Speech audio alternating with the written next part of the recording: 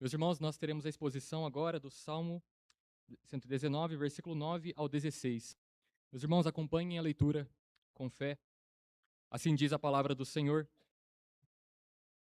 De que maneira poderá o jovem guardar puro o seu caminho? Observando-o segundo a tua palavra. De todo o coração te busquei, não me deixes fugir aos teus mandamentos. Guardo no coração as tuas palavras para não pecar contra ti. Bendito és tu, Senhor. Ensina-me os teus preceitos. Com os lábios tenho narrado todos os juízos da tua boca. Mais me regozijo com o caminho dos teus testemunhos do que com todas as riquezas. Meditarei nos teus preceitos e às tuas veredas terei respeito. Terei prazer nos teus decretos. Não me esquecerei da tua palavra. Até aqui, meus irmãos, a leitura da palavra do Senhor. Vamos orar mais uma vez, pedindo que Ele nos dê graça para que entendamos a sua palavra. Oremos. Deus Santo, Deus bendito, nós louvamos o teu nome, Senhor, pela tua palavra, que é inspirada, que é inerrante, infalível, que é poderosa, perfeita, boa, agradável. Ó Senhor, nós queremos aprender do Senhor. Aprender não para que somente tenhamos mais conhecimento, mas que isso tudo redunde em glórias ao teu nome, que sejamos mais obedientes, mais conformados à imagem de Cristo. Ó Senhor, utilize o pregador, não levando em conta as suas imperfeições, para que a tua palavra seja pregada com fidelidade e a tua igreja edificada. Ó Senhor, oramos em nome de Jesus. Amém. Meus irmãos, em nosso contexto, mundo tão afetado pelo pecado, uma vida de santidade, uma vida de pureza é vista como antiquada, como retrógrada. A nossa sociedade tenta cada vez mais normalizar o pecado, normalizar a mentira, normalizar adultério e etc. E apresentar o pecado como algo bom, como algo maravilhoso ou como o que há de melhor na vida. Porém, meus irmãos, Deus não nos chamou para sermos como o mundo é. Deus nos chamou para sermos santos, para termos uma vida pura. Muitas vezes no Antigo Testamento, Deus disse ao seu povo: sejam santos, porque eu sou santo. Meus irmãos, essa ordem ainda vale para os nossos dias. Deus nos chama para que sejamos santos. E esse salmo, meus irmãos, nos ensina acerca da excelência da palavra de Deus. E nessa parte especificamente, vemos como alguém tem uma vida pura diante de Deus, como guardar puro o seu caminho. Esse é o tema desta mensagem. Meus irmãos, nós não sabemos quem escreveu o Salmo 119. Pode ter sido Davi, pode ter sido Esdras, pode ter sido uma outra pessoa muito versada na lei do Senhor. E o contexto também é um pouco difícil de entendermos em que contexto este salmo foi escrito. É muito possível que o salmista estivesse passando por grandes perseguições, ele estivesse sendo perseguido por homens poderosos, por autoridades constituídas sobre ele, e essas pessoas o ridicularizavam por causa da sua fé e tentavam envergonhá-lo. E diante dessa perseguição e sofrimento, o salmista se apega à lei de Deus. Ele medita nela de dia, de noite, encontra na lei do Senhor força, alegria, porque ele considera a lei do Senhor como algo excelente, como algo magnífico. Como eu disse na última exposição, esse salmo grandioso, não somente pela sua extensão, 176 versículos, mas também porque é um salmo muito bem estruturado. Ele é o que é chamado de acróstico, e ele possui, meus irmãos, 22 estrofes, e essas estrofes são constituídas de 8 versos. No sermão passado, eu expus a primeira estrofe, que vai do versículo 1 até o versículo 8. E uma coisa muito interessante é que esse grande acróstico, que tem 8 estrofes, cada verso em cada estrofe começa com a mesma letra do alfabeto hebraico. Então, por exemplo, todas as primeiras palavras da primeira estrofe, que vai do versículo 1 até o versículo 8, começa com a primeira palavra, com a primeira letra hebraica. Agora, nessa segunda estrofe que nós estamos vendo aqui, versículo 9 ao 16, todas as primeiras palavras de cada verso começam com a segunda letra do alfabeto hebraico. Então vejam como o salmista estruturou esse belíssimo poema, esse belíssimo salmo. A primeira estrofe, todas as primeiras palavras com a primeira letra hebraica. A segunda estrofe com a segunda letra hebraica. E isso vai acontecendo até a última letra hebraica, até a 22ª letra. Então vejam, é um belíssimo poema, muito bem estruturado, que Deus deu ao seu povo. E o tema central deste salmo, meus irmãos, é a excelência da lei de Deus. Como ela é magnífica, como ela é nossa fonte de alegria, como ela nos dá força e nos eleva até Deus. E como eu disse também na última exposição, vários termos deste salmo fazem referência à palavra de Deus. E é importante que nós entendamos isso. E quais são esses termos? Lei, ordenanças, estatutos, preceitos, caminhos, decretos, palavra, mandamentos. Todos esses termos fazem referência a uma única coisa, que é a palavra do Senhor. E o que nós vimos na última exposição é que aqueles que obedecem à lei do Senhor são bem-aventurados, são abençoados por Deus. Também que aqueles que obedecem à lei do Senhor desejam obedecer ainda mais a Deus. E por fim, nós vimos também que aqueles que obedecem à lei do Senhor reconhecem a sua dependência do próprio Deus. E nesta estrofe que nós vemos agora, que todas as primeiras palavras começam com a segunda letra do alfabeto hebraico, do versículo 9 a 16. Qual é o grande tema dessa segunda estrofe? É o versículo 9, que começa com essa pergunta: de que maneira poderá o jovem guardar puro o seu caminho? Aqui está o grande tema. E os versículos seguintes são respostas para essa pergunta. Meus irmãos, todos nós precisamos ter uma vida pura, uma vida de santidade diante de Deus. E precisamos nos atentar para a palavra do Senhor, porque é olhando para a palavra de Deus que nós conseguimos agradar o próprio Deus. Então, de que maneira poderá o jovem guardar puro o seu caminho? Como guardar puro a sua vida, a sua conduta diante de Deus? É isso que é este o tema da pregação. Meus irmãos, três ordens que nós vemos no texto, ou três razões para essa pergunta, três respostas para essa pergunta. Em primeiro lugar, como guardar puro o seu caminho? Em primeiro lugar, guarde a palavra no coração. Guarde a palavra no coração. Essa verdade, meus irmãos, está do versículo 9 ao 11. O versículo 9 diz assim: de que maneira poderá o jovem guardar puro o seu caminho? Meus irmãos, vejam que o salmista começa esse texto com uma pergunta a respeito do caminho do jovem. O caminho aqui é a vida, a conduta. E o termo jovem é utilizado aqui porque, muito provavelmente, o salmista está considerando alguém que é inexperiente, que tem pouco conhecimento de vida, pouca experiência de vida. O jovem também, meus irmãos, é aquele que necessita muito de uma vida de pureza, porque na sua vida de adolescência e juventude, ele é muito atacado pelo mundo, ele recebe muita influência, os seus desejos estão aflorando. Então é muito possível que o salmista esteja contemplando um jovem, vendo-o nas suas tentações e cobiças e escrevendo para ele. No entanto, todos nós precisamos ouvir a instrução da palavra do Senhor sobre como ter uma vida pura. Não somente os jovens, essa palavra se aplica a todos os tipos de pessoas. E a ideia do caminho aqui, meus irmãos, um caminho puro, um caminho santo, é de um caminho sem pecado, um caminho sem imoralidade. E essa é uma pergunta quase que retórica, porque nós sabemos qual é a resposta. E qual é a resposta que o salmista apresenta? Observando segundo a sua palavra. Observar, meus irmãos, tem o sentido de guardar, de obedecer, de ter uma vida regulada pela palavra de Deus. Então vejam o que o salmista está apresentando. Nós guardamos a palavra de Deus, a obedecemos, temos uma vida regulada por ela, e como resposta, a palavra de Deus guarda a nossa vida, guarda o nosso caminho e mantém o nosso caminho puro. Então vejam, não existem muitos caminhos de santidade. Deus estabeleceu um único caminho que está de acordo com a sua palavra. O mundo pode oferecer diversas artimanhas, diversas formas de ter uma vida boa, santificada e pura. Mas somente a palavra de Deus apresenta com exatidão este caminho. Meus irmãos, a Bíblia é suficiente para nós, é suficiente para purificar a sua vida. Lembrem-se do que Cristo disse na sua oração sacerdotal, João capítulo 17. Ele está orando ao Pai em favor dos seus discípulos. E ele diz: santifica-os na verdade. A tua palavra é a verdade. Qual é a verdade que nos santifica? Meus irmãos, é a palavra de Deus. Somente a palavra do Senhor tem poder para nos santificar quando aplicada pelo Espírito Santo.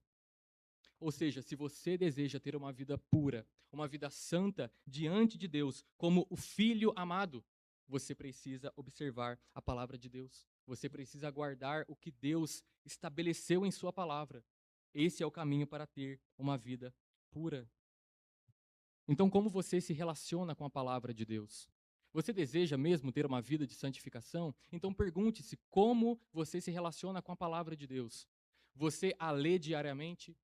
Você se deleita nela, você se debruça para estudá-la, para aprender mais dela, para ter mais conhecimento, a fim de que isso redunde em santificação em sua vida. Se você deseja uma vida pura, você precisa se empenhar em estudar a palavra de Deus. Você precisa se empenhar em guardá-la, porque ela é que vai purificar o seu caminho. Meus irmãos, versículos 10 e 11 são fundamentais para uma vida de santificação, porque focam em algo especial em nossa vida, que é o coração. Vejam versículo 10 e 11, o salmista diz: De todo o coração te busquei, não me deixes fugir aos teus mandamentos. Guardo no coração as tuas palavras, para não pecar contra ti. Então, após o salmista falar a respeito de observar a palavra de Deus, o salmista se volta ao doador da palavra, que é o próprio Deus. Ele não somente quer se relacionar com a sua palavra, mas ele quer ter comunhão com o próprio Deus da palavra. E vejam como é a busca do salmista. Ele diz: De todo o coração te busquei. Meus irmãos, buscar de todo o coração significa buscar com sinceridade, buscar com intensidade. Vejam que a busca de todo o coração pelo Senhor é uma busca sincera, sem motivos egoístas, sem querer algo para si mesmo em um sentido pecaminoso. Vejam que muitos buscam o Senhor como se ele fosse um gênio da lâmpada, como se Deus fosse aquele que vai conceder qualquer coisa que você pedir. Você vai a Deus com motivos materialistas, pecaminosos, querendo um carro, querendo uma casa, querendo algum bem material. E em última análise, você não quer um relacionamento com Deus, quer as bênçãos que Deus dá. Mas veja que a busca principal do servo de Deus é o próprio Deus. Não são as suas bênçãos, mas é o próprio Senhor das bênçãos. Então, a busca pelo Senhor é para que Ele tenha misericórdia e graça de nós.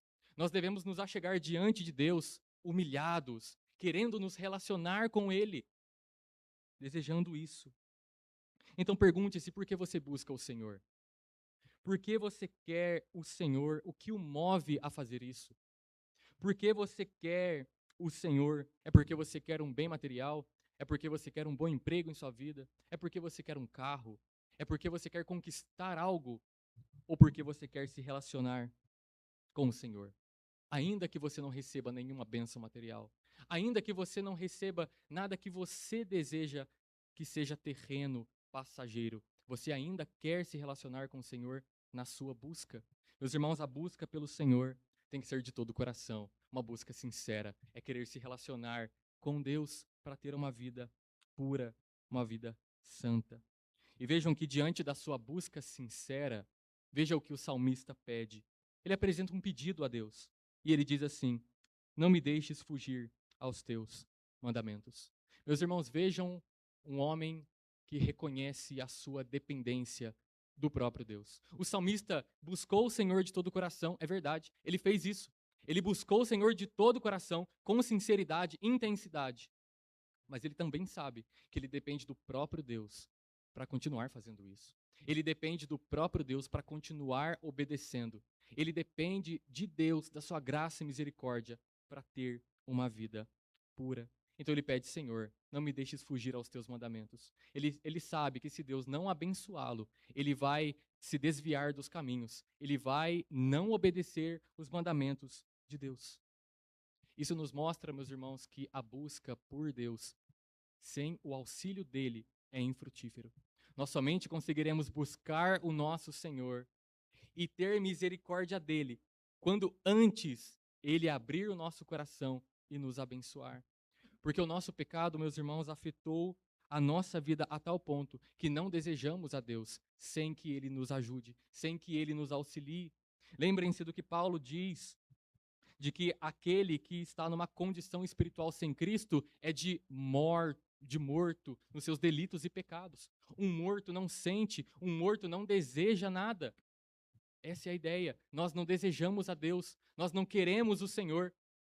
E embora estivéssemos mortos em delitos e pecados, o Senhor nos vivificou por sua graça e misericórdia. Mas o homem natural não deseja a Deus, não deseja Cristo, não deseja nada que seja bom, só deseja o pecado.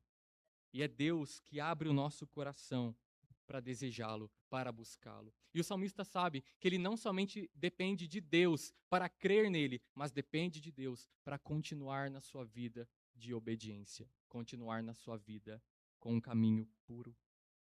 Então, para ter uma vida pura, busque o Senhor de todo o coração. Suplique a Deus que ele o ajude. Peça para que Deus ajude você, auxilie você, sabendo que você, pelas suas próprias forças, não consegue obedecer, não consegue continuar em obediência, não consegue manter uma vida pura, se não for a graça de Deus na sua vida, se não for a misericórdia do Senhor atuando em você. Então busque a Deus de todo o coração, sabendo disso, que você depende dele para buscá-lo. E vejam no versículo 11, meus irmãos, que na luta contra o pecado do salmista, ele adota uma postura de guardar a palavra no coração para não pecar contra Deus. Aqui o termo guardar tem um sentido de esconder, um sentido de entesourar. Então essa é a ideia. O salmista pega a palavra de Deus e coloca dentro de si, ele internaliza a palavra, ele pensa sobre ela, ele estuda, ele lê, ele canta a palavra de tal modo que a palavra se torna algo dentro dele. Ele não somente tem a palavra para consultar, mas a palavra está no seu coração, no seu mais íntimo, naquilo que está na sua alma. E vejam, meus irmãos, esse é o caminho para vencer pecados, esse é o caminho para resistir tentações, para vencer pecados contínuos. Palavra de Deus. Guardar a palavra no coração. Quanto você se dedica a guardar a palavra no coração? O quanto tempo você dedica a estudar a palavra do Senhor? Quanto tempo você gasta lendo, memorizando, estudando, gastando horas e horas e horas para guardar a palavra no coração, para que você deixe de pecar? Talvez você ainda não tenha vencido o pecado que você tanto luta há anos, porque você tem estudado pouco a palavra, porque você conhece pouco, porque você não tem guardado a palavra no coração. Vejam, o salmista guarda no coração para não pecar. Então, qual o remédio para cessar o pecado? A palavra do Senhor, a palavra de Deus. Mas, meus irmãos, em nossa vida nós somos incapazes de cumprir tudo isso perfeitamente. Meus irmãos, nós não conseguimos. Por vezes falhamos. Nós não conseguimos obedecer de modo perfeito. Não conseguimos guardar a palavra no coração em todos os momentos. Há momentos em que tropeçamos, caímos. E por isso nós precisamos de alguém que guardou a palavra perfeitamente em sua vida. Meus irmãos, essa pessoa é Cristo. Cristo foi aquele que guardou a palavra de seu Pai com perfeição, com absoluta obediência. E, meus irmãos, por meio da obediência de Cristo, por meio da sua morte, por meio da sua ressurreição, nós temos vida, vida em abundância. E Deus nos trata com amor e misericórdia. Então, Cristo possibilita a nós uma vida de pureza, uma vida de santidade, por causa da sua santidade, por causa da sua obra, por causa dos seus méritos.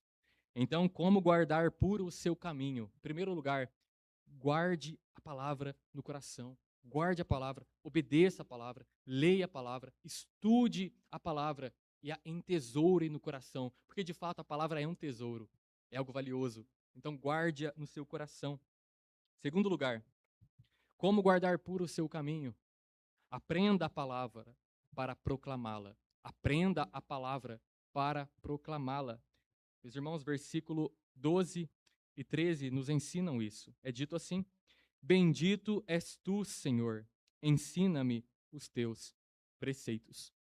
Vejam que agora o salmista se volta em adoração a Deus. É como se ele dissesse assim, antes de pedir algo a Deus: ó Pai, ó Senhor, ó Deus, que o Senhor seja louvado. Essa é a ideia de dizer bendito és tu, que o Senhor seja louvado.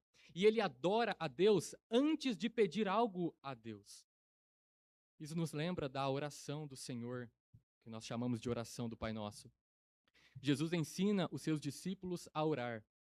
não começando com petições. Deus me dê isso, me dê aquilo. Mas Cristo ensina os seus discípulos a orar, dizendo: Pai nosso que estás no céu, santificado seja o teu nome. Antes de petições, a oração começa com adoração, começa com veneração.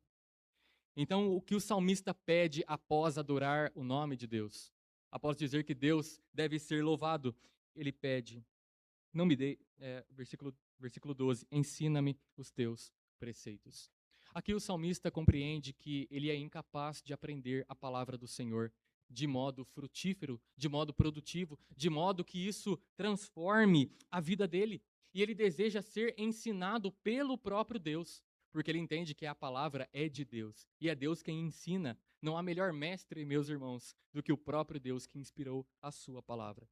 O desejo do salmista é ter mais conhecimento de Deus. E esse desejo de que Deus ensina apresenta duas coisas. Em primeiro lugar, é que Deus ensine para que se entenda melhor a palavra. Então o salmista está pedindo que Deus o ensine a palavra para que ele aprenda, tenha mais conhecimento, entenda melhor, compreenda melhor. Mas em segundo lugar, isso também significa que o salmista deseja não somente mais conhecimento de compreensão, mas um conhecimento que redunde em prática. Ele deseja não somente entender mais a palavra, mas praticar melhor a palavra. O ensinamento nas Escrituras sempre redunda em obras, porque a verdadeira fé se expressa por meio de obras. Então ele deseja: Senhor, me ensine, porque eu quero te buscar mais. Senhor, me ensina, porque eu quero te amar mais. Eu quero te obedecer melhor. Isso demonstra, meus irmãos, que o desejo pelo ensino de Deus parte de um coração que adora. Aqueles que adoram o Senhor vão desejar conhecê-lo mais. Aqueles que adoram o Senhor, de fato, em espírito e em verdade, vão desejar ter mais conhecimento de Deus, para compreender melhor sua palavra e também para praticar, para obedecer. E veja, você não pode escolher as duas coisas. Você não pode escolher somente ter mais conhecimento, ou você não pode escolher somente praticar. Você tem que ter as duas coisas, conhecer a palavra para obedecer. Não é possível ter uma das coisas, porque, novamente, a fé verdadeira se expressa por meio das obras. Então, para ter uma vida de pureza, você precisa aprender a palavra de Deus. Você precisa estudá-la. Você precisa se dedicar, se empenhar no estudo dela. E não pense que Deus vai mandar para você um pacote de conhecimento sobrenatural. Em poucos momentos você vai ter um grande conhecimento da palavra. Deus deu a Bíblia para ser estudada. Deus deu a nós, meus irmãos, a Bíblia para que nós nos debrucemos e entendamos a palavra do Senhor. E vejam, meus irmãos, que coisa triste. Em nossos dias, os cristãos conhecem mais sobre futebol, filmes, séries, desenhos, do que a palavra de Deus. Muitos, meus irmãos, nunca leram a Bíblia inteira. E não é ler por ler. Não é ler para dizer que li. É porque nós valorizamos a palavra de Deus. Porque eu quero ler a Bíblia inteira. Porque eu creio que toda a Escritura é inspirada por Deus. Toda a Escritura, do começo de Gênesis até Apocalipse. Tudo isso Deus me deu para o meu ensino. Deus me deu para o meu proveito. Deus me deu para a minha santificação. Por isso temos que desejar ler a Bíblia inteira. Inteira. Porque toda a Escritura, meus irmãos, é útil para o ensino, repreensão, correção e educação na justiça.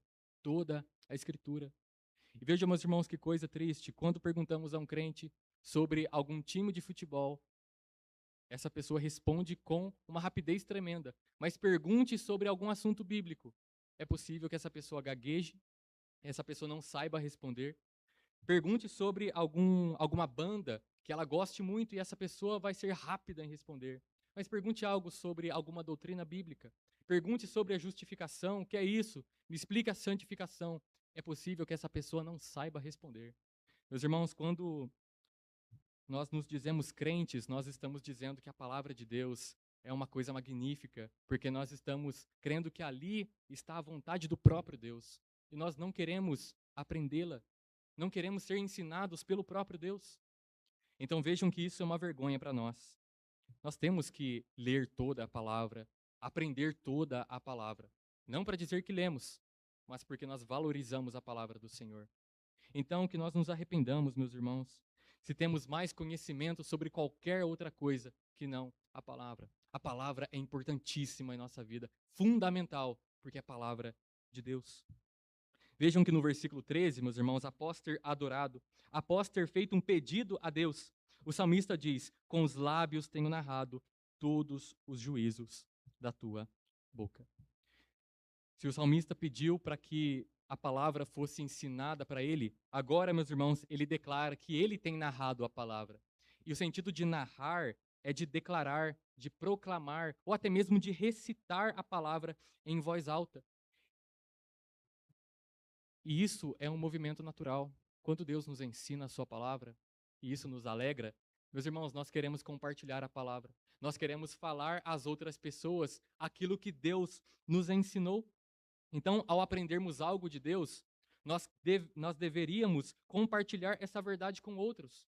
Porque a palavra de Deus nos traz alegria, a palavra de Deus nos traz felicidade. A palavra, meus irmãos, guardada no coração, transborda em nossa vida. Lembrem-se do que o próprio Jesus disse, que a boca fala do que está cheio o coração. Então, examine as suas conversas. O que sai da sua boca? O que sai da sua boca revela o que está dentro de você. Se você só fala de futebol, de música, de videogame, de série ou qualquer outra coisa, é porque o seu coração está infestado com isso, porque o seu coração está cheio disso. Mas se alguém tem o coração cheio de Cristo, o que é que essa pessoa vai falar? Ela vai ficar resmungando dos seus problemas? Vai querer falar sobre o time de futebol? Não, meus irmãos. Aquele que tem o coração cheio da palavra de Deus vai querer falar das bênçãos, das promessas, da maravilhosa lei do Senhor. Então faça uma análise da sua vida e perceba se você tem buscado a palavra de Deus como você deveria. Como guardar puro o seu caminho? Primeiro lugar, guarde a palavra no coração. Segundo, aprenda a palavra para proclamá-la, para falar dela. Você aprende e por ter aprendido, você quer falar às pessoas, compartilhar a palavra de Deus. Terceiro e último lugar, como guardar puro o seu caminho? Terceiro lugar, alegre-se na palavra. Versículo 14 diz assim: mais me regozijo com o caminho dos teus testemunhos do que com todas as riquezas. Meus irmãos, aqui o salmista reflete acerca do valor da palavra de Deus. Para o salmista, a palavra de Deus excede as muitas riquezas. Ele pode, talvez, estar olhando para um monte de ouro, mansões, castelos, e ele olha tudo isso e chega à conclusão: a palavra de Deus é muito melhor do que isso. É como se ele dissesse: mais alegria tenho em aprender, em obedecer, em seguir a tua palavra, Senhor, do que ter muitas riquezas. E esta, meus irmãos, é uma marca do verdadeiro crente. O verdadeiro crente valoriza a palavra de Deus mais do que os seus bens materiais. O verdadeiro crente valoriza mais a sabedoria de Deus do que a sabedoria dos homens. O verdadeiro crente não troca a palavra por nada que o mundo tenha a oferecer. Por quê? Porque a palavra de Deus é um verdadeiro tesouro. A palavra de Deus é magnífica, é excelente. O próprio Cristo disse aos seus discípulos: buscai, pois, em primeiro lugar o seu reino e a sua justiça. O que devemos buscar em primeiro lugar são as coisas espirituais, as coisas das quais Deus se agrada. O nosso coração, meus irmãos, se inclina a fazer o que nos dá alegria. Nós fazemos isso, nosso coração se inclina a fazer o que nos dá alegria. Então você precisa refletir. Você deseja a palavra? Porque se você não deseja a palavra, significa que o seu coração não se inclina a ela, porque você não se alegra na palavra.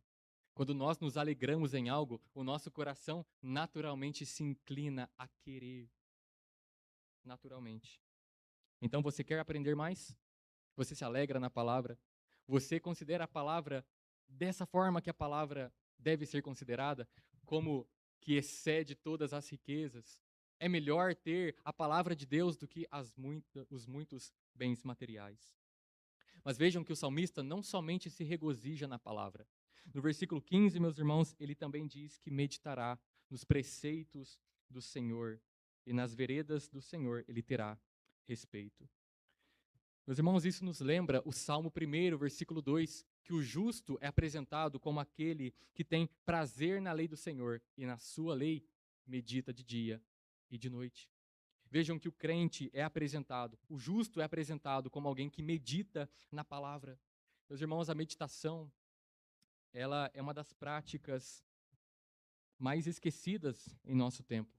Quando pensamos em meditação, logo pensamos em algo relacionado ao yoga ou algo relacionado a alguma religião do Oriente Extremo ou alguma religião oriental.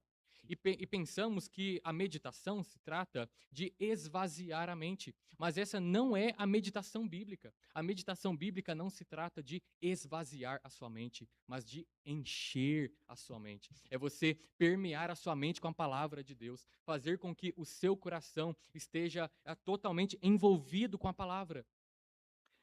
A meditação, meus irmãos, como um certo autor definiu, é um exercício sagrado da mente, pelo qual trazemos as verdades de Deus à memória e ponderamos seriamente sobre elas e as aplicamos a nós mesmos. Então nós lemos a palavra, pegamos a palavra e colocamos em nossa mente e pensamos,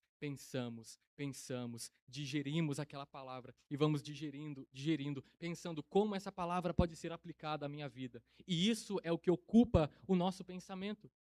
Paulo disse isso aos filipenses. Ele disse, finalmente, irmãos, tudo que é verdadeiro, tudo que é respeitável, tudo que é justo, tudo que é puro, tudo que é amável, tudo que é de boa fama, se alguma virtude há e se algum louvor existe, seja isso que ocupe o vosso pensamento. Meus irmãos, nós sempre meditamos em algo. Algo sempre ocupa o nosso pensamento. Se não for a palavra de Deus, será outra coisa. Serão as preocupações, serão as doenças, serão os nossos pecados, serão a nossa falta de dinheiro ou alguma coisa. Algo estará em nosso coração. E o significado de meditar está muito relacionado também ao que o boi faz quando ele coloca o alimento na sua boca e ele vai ruminando, ruminando, ruminando. É mais ou menos isso. É você pegar a palavra e ficar ruminando, ruminando, ruminando. Meus irmãos, algum dia desses eu estava indo para o seminário e eu estava no ônibus e estava dentro do ônibus olhando do lado de fora um morador de rua e ele estava com uma marmita, ele estava comendo, ele pegava a comida, colocava na sua boca, mastigava, mastigava, cuspia.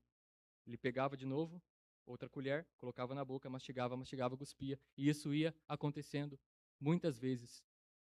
E parece que é o que nós fazemos às vezes com a palavra de Deus. Nós lemos, colocamos em nossa boca, cuspimos fora. Não pensamos nela, não meditamos nela, não pensamos como isso muda a minha vida, que pecados eu abandono à luz dessa palavra. Será que eu estou desobedecendo a Deus de acordo com o contexto que eu li? Nós damos, meus irmãos, pouco valor à palavra do Senhor, porque nós não cremos que talvez ela seja tão poderosa assim. Nós queremos ocupar nossa mente com outras coisas, por isso nós pecamos tanto. Vejam que uma das maneiras de guardar puro o caminho é por meio da meditação. Então, meus irmãos, eu conclamo vocês a que meditem na palavra de Deus, que resgatem essa prática tão esquecida em nosso tempo, meditar na palavra do Senhor. Então, como meditar? Então, em primeiro lugar, leia a Bíblia. Segundo, pense detidamente nela e considere algumas coisas. Você vai pegar um texto bíblico e você vai pensar em algumas coisas à luz daquele texto. Então pense, como esse texto muda a minha forma de enxergar o mundo. Então vai ao longo do dia pensando sobre isso. Também, quais pecados eu preciso abandonar à luz desse texto? Pense muito nisso. Também, quais mandamentos estou deixando de obedecer? Então, você vai pensando nisso o dia inteiro, à luz daquele texto que você leu pela manhã. Então, leia a palavra de Deus e medite nela. O salmista demonstra no versículo 16 o seu comprometimento. Ele diz: terei prazer nos teus decretos, não me esquecerei da tua palavra. A palavra de Deus, meus irmãos, para o verdadeiro crente não é um peso, não é algo penoso, não é algo ruim a ser seguido.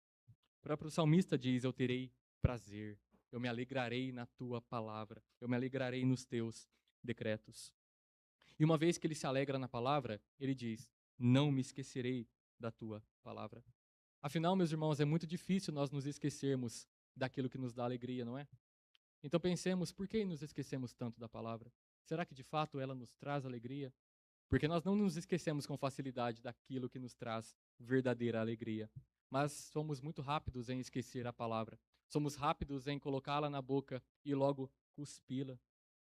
Então pense, você se esquece de ler e estudar a palavra depois do seu dia cansativo, depois do seu dia cheio de afazeres.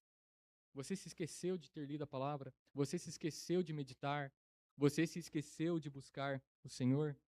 Se a resposta for sim, talvez não haja deleite na palavra, talvez não haja alegria nela. Então, meus irmãos, eu quero concluir aqui. Como guardar puro o caminho?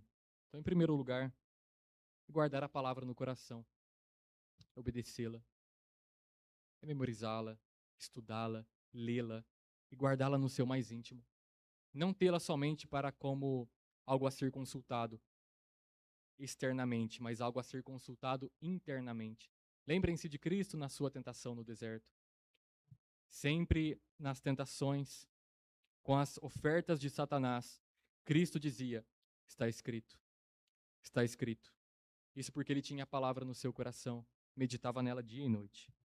Em segundo lugar, aprenda a palavra para proclamá-la. Deseje aprender mais dela. Peça ao Senhor que dê graça a você, para que você aprenda mais.